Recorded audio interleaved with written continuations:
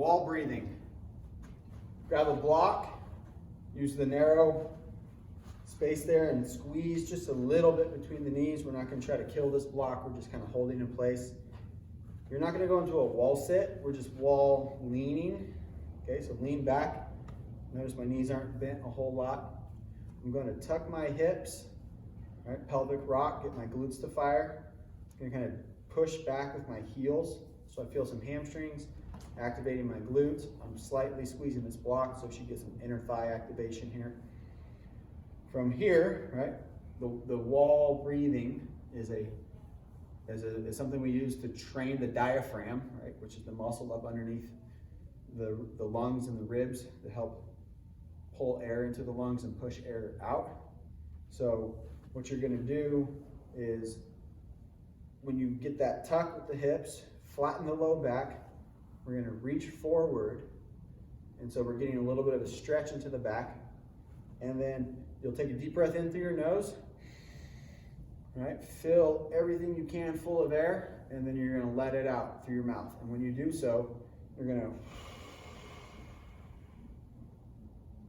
pull your stomach in, trying to drive your belly button towards that wall, okay?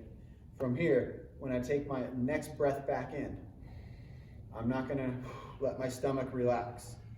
I'm going to keep my stomach drawn in, right? Which is going to force that diaphragm to draw the air into the lungs, and we're trying to get the ribs to expand all the way around, so even out my back, out my sides, out the front, without letting my stomach expand. So deep breath in, breath out, pull that belly button in towards the spine, deep breath in.